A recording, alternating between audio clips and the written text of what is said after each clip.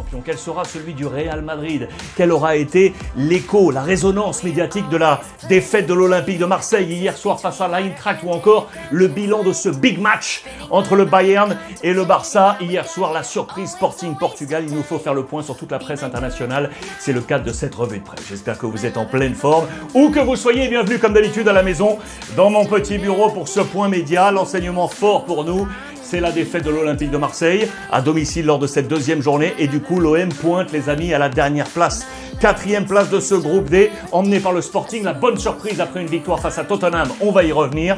Et donc l'Eintracht Francfort qui est à la 3e place. C'est l'enseignement fort français. Mais on va commencer également par un autre club anglais.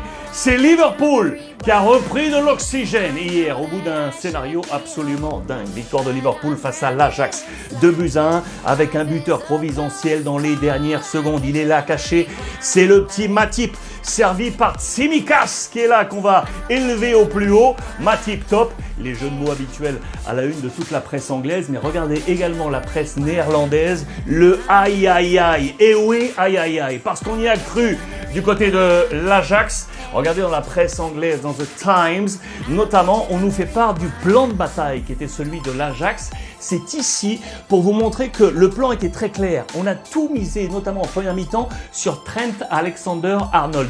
Toutes les attaques sont venues sur ce flanc. D'ailleurs, le but de l'Ajax est venu de ce côté-là. On était tout près de fonctionner, de prendre un point face à Liverpool. Mais voilà, au dernier moment, il s'est élevé au plus haut. Matip, boum, le coup de tête pour faire que ce ballon, oui, franchisse bien la ligne. On a vécu une soirée d'infarctus. Regardez Klopp qui se tient le cœur. Ça a été un véritable thriller. Et justement, en jeu de mots, Thrilly Joel Matip à la une de cette presse anglaise. Vous le voyez, Joel is gem. Gem, vous le savez peut-être, une gemme, G-E-2-M-E en français, c'est une pierre précieuse. Voilà la pierre précieuse, l'ami Joel Matip, parce que c'est lui qui donne ses points de la victoire à Liverpool. The first Joel, Monsieur Joël le premier, peut-être très certainement par rapport à ce qui se passe en ce moment, vous le savez, avec le décès de la reine Elisabeth et Charles qui est arrivé, Charles III. Et donc Joël le premier, en résonance à quoi? En jeu de mots, c'est son premier but en Ligue des Champions depuis 9 ans. 9 ans. Le dernier qu'il avait marqué, c'était en 2013 avec son ancienne formation de Schalke. Que ça lui fait du bien et que ça fait du bien à Liverpool. Tsimikas, le passeur, qui est porté en triomphe. Vous le voyez, stands tall du côté d'Anfield pour la formation de Liverpool. C'était absolument incroyable. Ça fait du bien à Liverpool qui, vous le savez, en championnat n'est pas au mieux. Illustration, regardez dans les colonnes du Times, l'ancien Olympique de Marseille, le Britannique Tony Cascarino, qui a dressé une sorte de All-Star du début de saison de Premier League avec les équipes du Nord, grosso modo au-dessus de Londres, vous l'aurez compris, avec les Manchester City ou encore Liverpool, et puis en dessous, et les équipes plutôt autour de Londres. Ça nous donne quoi? En résonance à ce que je vous disais sur Liverpool, c'est qu'il y a très peu de joueurs de Liverpool dans les 11 types de Cascarino, parce que Liverpool n'a pas donc été très bon en début de saison. Il y en a même un seul, il est ici. Regardez, c'est Diaz ici dans ce 11 du Nord, et dans le 11 du Sud, je voulais vous montrer quelque chose, c'est la présence de 4 joueurs de Tottenham. 4 joueurs de Tottenham. Harry Kane, Dyer, le défenseur central, Højbjerg et le français Hugo Lloris, parce que Tottenham marche bien. Voilà qui met un peu plus en relief la performance du Sporting. Voilà où je voulais en venir. Parce que Tottenham a donc été battu. Là aussi, dans les dernières minutes, on était à 0-0. 2 buts concédés dans les derniers instants. Le malheur de Harry Kane. Et vous voyez the slump, la chute des Spurs. Parce qu'on a réussi du côté du Sporting à réussir un très gros coup. Liverpool qui rit, Tottenham qui pleure. Que va faire Chelsea ce soir, les amis, avec la grande première du père Potter, le nouveau coach qui est là, qui a pris la place, vous le savez, de Thomas Tuchel, voilà, dans cette équipe de Chelsea. Et d'ailleurs, je voulais revenir sur tous les changements d'entraîneur du côté de la formation des Blues depuis le départ de Roman Abramovich, le nouveau homme fort qui a racheté le club, c'est lui, vous le savez, Todd Boehly, l'américain. On nous dresse tous les noms des entraîneurs depuis le premier de l'ère Abramovich. c'était là José Mourinho qui avait succédé à Ranieri. Depuis, Grant, Scolari, Hiddink, Ancelotti, Villas-Boas, Di Matteo, Rafa Benitez, Mourinho de nouveau, Steve Haaland, Hiddink une nouvelle fois, Antonio Conte, Sarri, Frank Lampard, Thomas Tuchel, et donc il est là pour son grand début en Ligue des Champions, lui qui n'a jamais vécu un match d'UEFA Champions League. C'est sa grande première ce soir et ce sera avec Chelsea. On revient sur ce qui s'est passé dans un match fou furieux également entre le Bayern et le Barça. C'était le grand retour de Robert Lewandowski sur ces terres bavaroises. Lui qui avait passé 8 années sous les couleurs du Bayern. Il aurait aimé. Quelle peine parce que oui, le Barça a tenu tête à cette formation du Bayern et très sincèrement, aurait pu au moins prendre ce match nul. Mais il faut être efficace. Le Bayern a été efficace. Oui, c'est vrai. Regardez, la tête est haute. La presse catalane est très claire. Le Barça a produit un très bon jeu. Mais le cauchemar continue. La pesadilla, le cauchemar sans fin. Pourquoi? Parce que vous le savez, dernièrement, le Bayern éclate à chaque fois. Le Barça, on a en tête les 3-0. Aller-retour, on a en tête le 8-2 de ces dernières années. On pensait voir le Barça réussir quelque chose. Eh bien non. 2-0 en faveur du Bayern Munich, c'est très très clair. Toute la presse espagnole était sur ce domaine, qu'on soit presse catalane ou non. Sur ce côté, le Barça a pardonné, sans pouvoir réussir quelque chose. Regardez, el Barça perdonó y el Bayern lo supo aprovechar. Le Barça a trop pardonné et du coup, c'est le Bayern qui en a profité. Regardez également ici, dans les colonnes de Marca, el Barça perdona y sale escalado. On n'est pas content, on est frustré du côté du Barça de Robert Lewandowski. Je vous montre encore quoi. Regardez les colonnes de As avec le visage symbole là du petit Pedri. Amenazar no es liquidar. Menacer, ce n'est pas liquider. Et oui, parce que oui, on a frappé. Oui, on a trouvé les montants. Oui, on aurait pu avoir un penalty. On va y revenir avec une faute sur Ousmane Dembélé.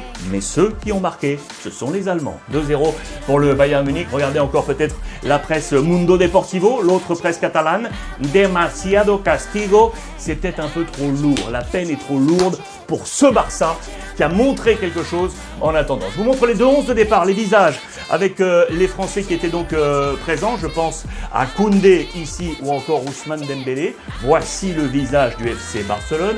Busquets était le capitaine et donc la présence de Robert Lewandowski. En face, son ancienne équipe, le Bayern Munich, était là avec Pavard qui malheureusement s'est blessé lors de cette première période. Celui sur lequel je voulais m'arrêter, c'est une perle.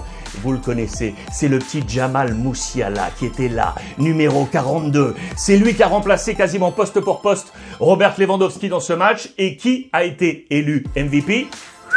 C'est lui, regardez, par l'UEFA Champions League, Jamal Musiala, je vous rappelle, 19 ans, un contrat jusqu'en 2026, une valeur marchande à 65 millions d'euros, arrivé en 2019 en provenance de Chelsea. Je vous ai mis sa zone d'activité durant ce match, absolument partout, vous voyez, le sens de l'attaque est vers le bas sur cet effectif positionnement moyen du Bayern Munich. D'ailleurs, regardez, je vous les ai mis en comparatif pour que vous compreniez bien l'affaire. Musiala, il est donc ici. Regardez la formation du Bayern Munich avec Pavard, mais donc on peut enlever parce qu'il s'est blessé rapidement. Mais regardez quand même, 1, 2, 3, 4 joueurs sur les 90 minutes en position moyenne dans le camp du Barça. C'est très intéressant, ça, pour le Bayern Munich.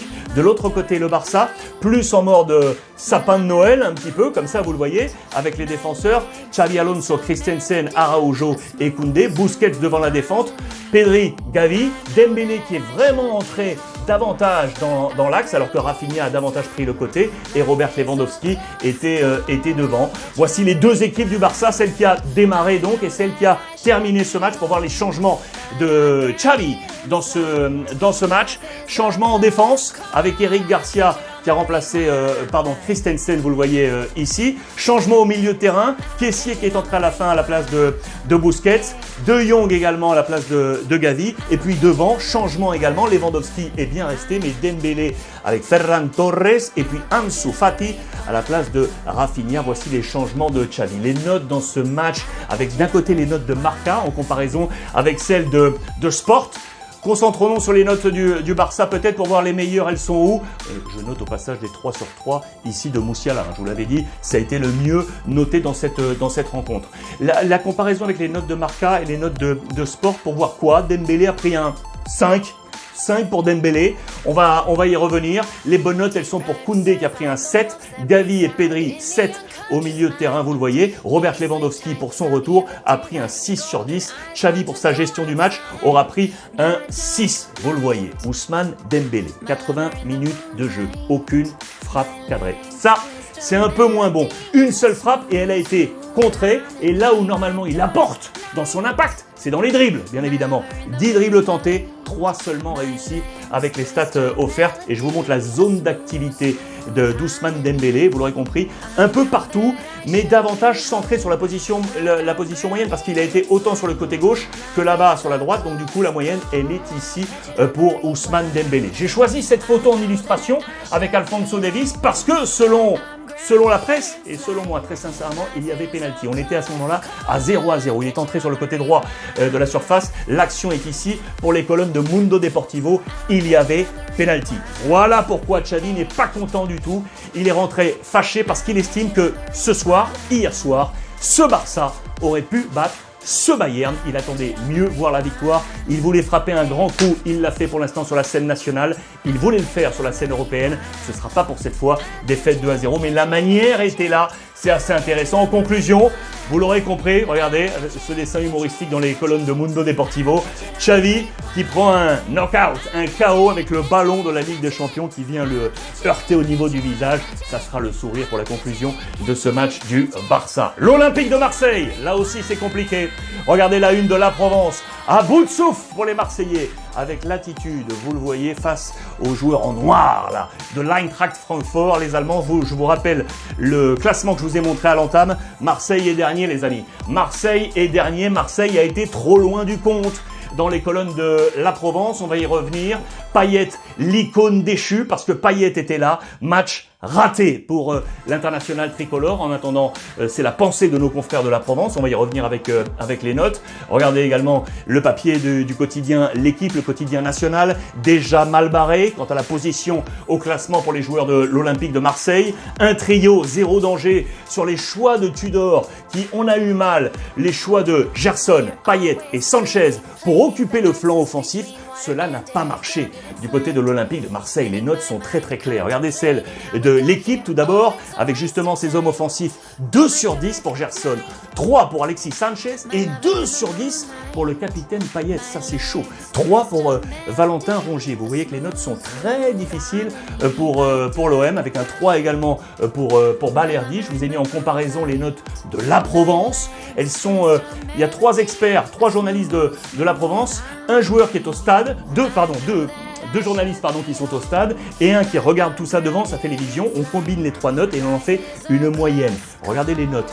2,3 sur 10 pour Payet, 3,3 pour Alexis Sanchez et 2 sur 10 pour Gerson. Avec ce titre, on ne reconnaît pas Gerson, on n'arrive pas à le retrouver. Il avait donné de bonnes choses en début de saison, on ne le retrouve pas. Vous l'aurez compris, les notes de la Provence sont équivalentes à celles de L'Équipe, ce qui semble être une bonne vision de la part de nos confrères journalistes. J'ai fait la même chose, regardez, je vous ai montré les positionnements moyens sur les 90 minutes des deux groupes.